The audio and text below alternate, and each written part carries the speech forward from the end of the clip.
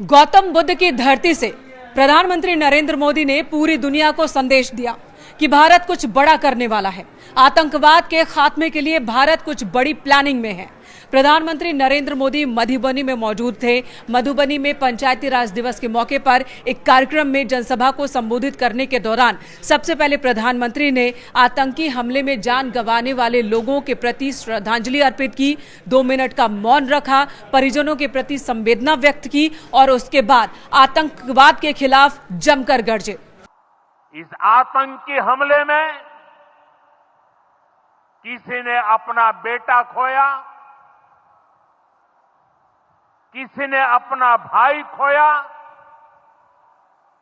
किसी ने अपना जीवन साथी खोया है।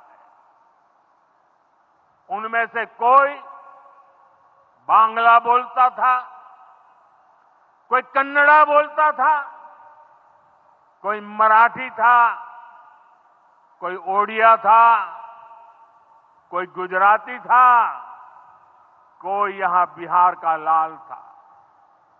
आज उन सभी की मृत्यु पर करगिल से कन्याकुमारी तक हमारा दुख एक जैसा है, हमारा आक्रोश एक जैसा है। ये हमला सिर्फ निहत्थे पर्यटकों पर नहीं हुआ है, देश के दुश्मनों ने भारत की आत्मा पर हमला करने का दुस्साहस किया है। मैं बहुत स्पष्ट शब्दों में कहना चाहता हूं, जिन्होंने ये हमला किया है, उन आतंकियों को और इस हमले की साजिश रचने वालों को उनकी कल्पना से भी बड़ी सजा मिलेगी।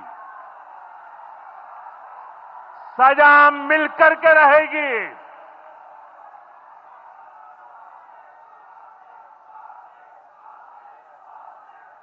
अब आतंकियों की बची खुची जमीन को भी मिट्टी में मिलाने का समय आ गया है।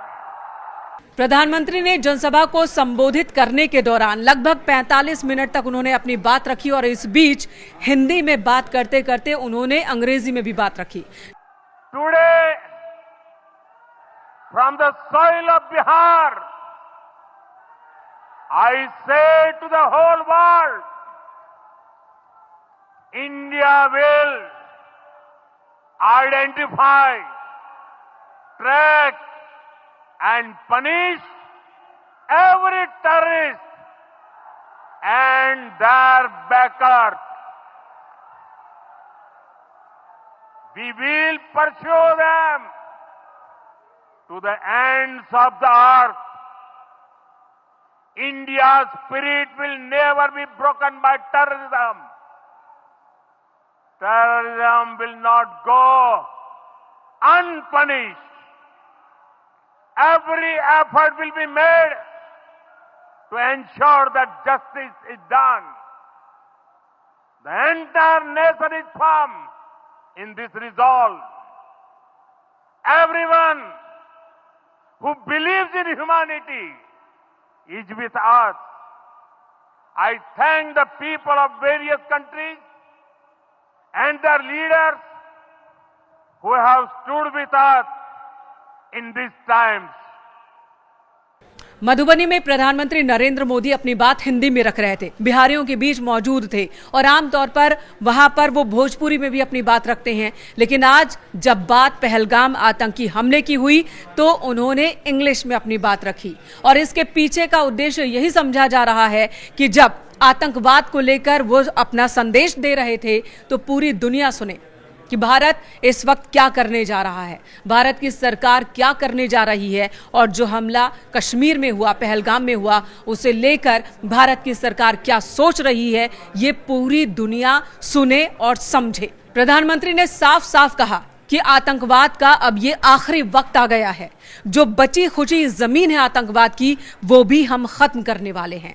और जब बात जमीन से होती है तो इशारा साफ तौर पर पीओके की तरफ होता है, क्योंकि पाकिस्तान इसी एरिया का इस्तेमाल आतंकियों को पनाह देने में, उन्हें ट्रेनिंग देने में और भारत के खिलाफ आतंक को बढ़ावा देने में करता है। तो क्या पीओके को लेकर भी कोई प्लानिंग हो गई है? प्रधानमंत्री का संकेत इस तरफ भी है और पूरी दुनिया को यह मैसेज है।